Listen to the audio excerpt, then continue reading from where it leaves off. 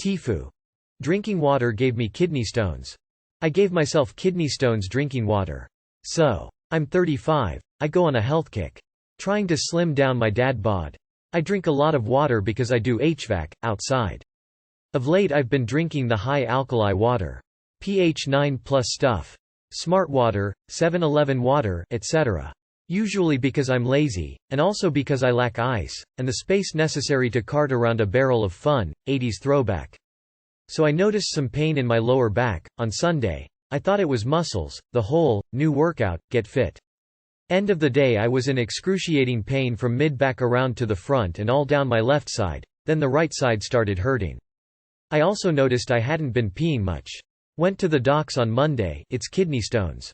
They assume it's calcium oxalate, the common type. Weird, I haven't been upping my calcium intake aside from a 1-a-day vitamin. Proceeded to drink 3 gallons of water and 2 gallons of limeade in a day. Still hardly peeing given the massive fluid intake. Wake up this morning with a bursting bladder. Sprint to the bathroom. It's a fire hose, but not just a regular fire hose, it's pouring out me with force, splashing against the toilet so hard it's spraying back against my legs. Then the pain hits. With emphasis. I regret my life choices. I feel the stream lessen, and what feels like gravel start tearing through my urethra. #Oh no. Oh yes. Out comes what feels like gravel tearing through my shaft and tip. Ever wondered what peeing gravel feels like? It's gross. And not fun. Try and catch them with strainer. Success. Drop off to lab. But hey, my kidneys don't hurt, and my back isn't in agony from just existing. Go to gas station for my coffee, breakfast, and waters. Look at the ingredients on the pH 9+ stuff. Water, calcium carbonate, FML. I've been drinking this stuff for like 3+ months straight. There's my extra calcium intake. Call doc's office. Explain to nurse I won't need any extra procedures for stone breaking. Explain what happened. She laughs, says it's good news, stick to regular water. Doh. Here's your PSA. Don't drink the Kool-Aid, and by that I mean the mineral-laden water, for months on end. Too long did not read. Drank pH 9 water for 3 months. Gave myself kidney stones. They increase pH via calcium carbonate that leads to calcium oxalate stones. I hear you. Good ol' rockstar gave me mine.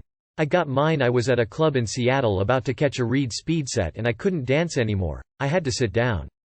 Pain got so bad my girl and I left.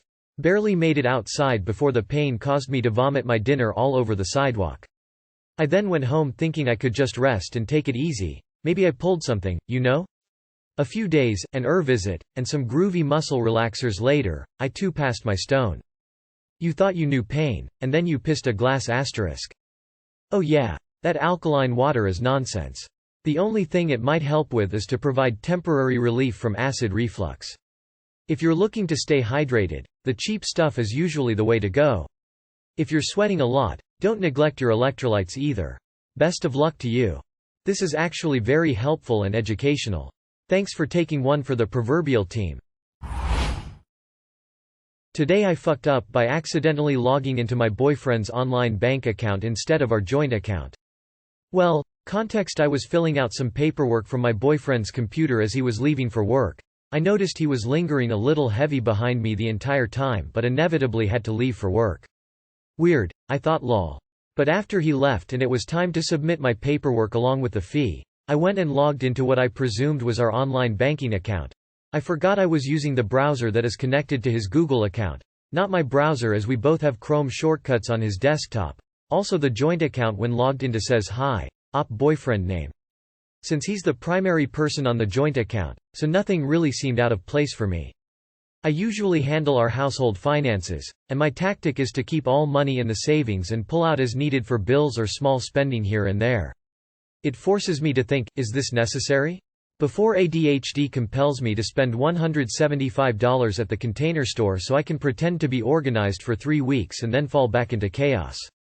So I clicked on the savings and noticed a large withdrawal, again from what I thought was our joint savings account, into the checking account.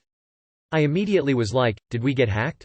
Spiked panic attack honestly. So I'm investigating and I go into the checking account and saw a statement for a ring shop I've previously gushed about wanting an engagement ring from. And then it clicked. My dumbass ruined my own engagement surprise.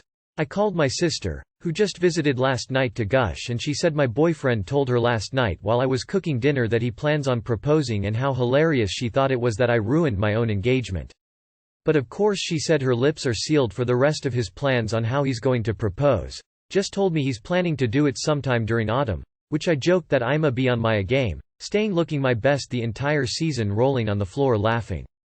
TLDR, I ruined my own engagement surprise by being a dumbass thinking I was checking my joint account when I was really in my BFS online bank account.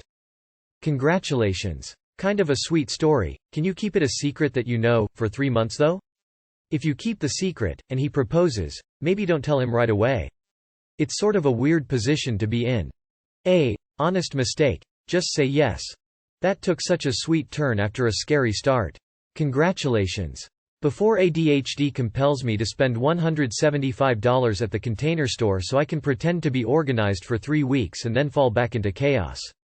I feel called out, to the point my throat tightened a bit. Today I fucked up by giving my wife a brief view of world politics. I never thought I would be posting here as I, 50 male, have been together with my wife, 51 female, for almost 30 years and have a very trusting and fun relationship. Yet today I fell for one of the oldest tricks in the book, expecting a laugh, perhaps even a, "you wish," reply from my wife. So to begin, my wife does not like politics. Whenever a conversation starts about it she will always bow out or try to change the subject. She definitely knows what is going on and is very knowledgeable of current affairs, but does not enjoy discussing the reasons behind it. I am a middle-of-the-road Democrat and have no trouble debating back and forth on any subject. So on the fuck up. I was looking over the popular Reddit posts when I came across the video of the Finnish PM Sanna Marin dancing at a club with some singer guy. I audibly said, "Uh-oh, now she's in trouble." My wife, sitting not far from me, asked who was in trouble. So I told her. I then proceeded to tell her about the flack that Sanna Marin has been taking about partying and pictures and videos of the same, and her taking a drug test and all of that. But the fuck up came when I showed her the video of her dancing with the singer guy. She agreed with me that the video is going to cause problems with the very least her home life, but then she asked to watch the video again, and that is when she asked the question, "Do you think she's attractive?" Over the course of 30 years I bet I have been asked this question at least a few dozen times. Depending on the circumstances I have had a variety of different answers. For example, when in our 20s and early 30s, if we were out at a restaurant and an overly flirty waitress was trying to obtain a better tip and I was asked, I would answer with something along the lines of, "She is okay looking, but not near as beautiful as you." If the same situation presented itself while in our late 30s or 40s, I would however answer with a little more playful ribbing. Such as, "She is okay looking but not as beautiful as you. Besides, you know that I hate a woman with breasts that large," and my answers were always met with laughter or a playful smack to the side of my head. So when presented this question about a woman in her mid-30s who lives thousands of miles away and even without the age and distance difference would be totally out of my league, my tiny brain tells me to say, "I'd do her." No laughter, no playful smack, just a hum and a frown. I have been around long enough to know this means I sleep on the couch tonight and will probably be shot down next time I try for fun time, but I swear I only said it as a joke and thought she would laugh. I will be ordering flowers tomorrow morning, making sure she knows that she is still the most beautiful woman in the world to me. Too long did not read. Told my wife I would have sex with the Finnish Prime Minister and now I am in the doghouse. We have a rule in our house. Don't ask questions you don't want to hear the answer to. But also when the wife asks if another woman is attractive, the answer is always, "I don't know, I only have eyes for you," because we don't fall for the bait on those questions, sir. Just give her a hall pass for Justin Trudeau and it'll be even. Bloody hell, you'd think after 30 years of marriage she'd stop testing you. When I mentioned something very similar to my wife, she replied, "Me too." No surprise. I obviously married a woman of great taste. Just wondering what got her to pick me. Politics has nothing to do with your foo. Your wife of 30 years is insecure about you finding some random woman a million miles away hot? Sounds pathetic. Today I fucked up by reaching for my phone while watching my little sister. Okay, so I am still shaking and crying over this as I am typing it. If you are one of those TikTok people who do Reddit stories, please don't do this one. My family uses TikTok and I don't want them to know I typed this. I am 18, And I have a sister who is 8 months old. I will call her C for the sake of quickness. My dad has a week-long paid trip to Vegas and I was brought to come help with my little sisters, 2 of them. My other sister was hungry, so my mom and dad wanted to take her to get pizza, leaving me with C. I had C on the bed next to me, and while they were leaving my phone fell onto the floor. After they left I looked away to grab it, and C, who recently started learning to crawl, fell off the bed onto the hotel floor. She didn't hit her head, but she busted her lip, causing her to bleed from her mouth. I quickly called my mom and started asking her to run back upstairs to help me.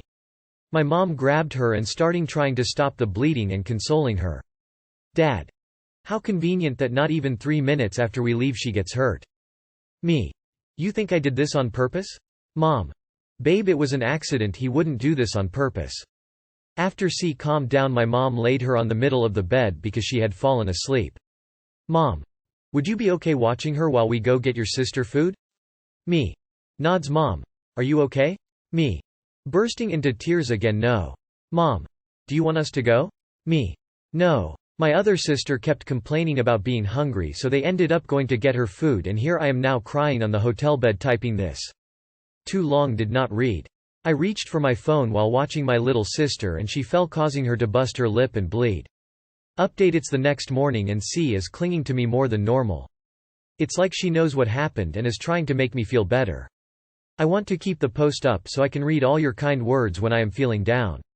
Thank you to everyone. For those that are calling my dad an asshole, he isn't home most of the time due to work and he is a great father. I think he was just mad that something happened and he let his emotions get the best of him. For those commenting on my mental health.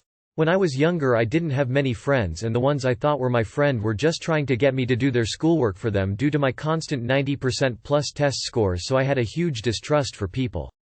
I thought that I was just very unlikable. So when my dad said that, it caused me to spiral. I don't have much IRL friends, but I have a great friend group that I talk to online almost daily. Dad of a current 4-year-old. Trust me in saying, it happens. My son has fallen off the bed, hit himself off of coffee tables, fallen on steps, not down, and a ton more stuff I'm sure I can't remember off the top of my head. Kids sure do the darndest things. In other words, don't let it emotionally scar ya. It's not too big a deal. Thumbs up. Light skin tone. Your mom was comforting you because every parent has been there and had that scare. She remembers how much the aftermath shook her too. Cheap but scary mistakes teach the best lessons. Try to not internalize this too much. Don't beat yourself up. I know how much your mind can torture you, especially when you're spiraling. Talk with your mom, since she seems to be the more sensible one, about how you're processing this.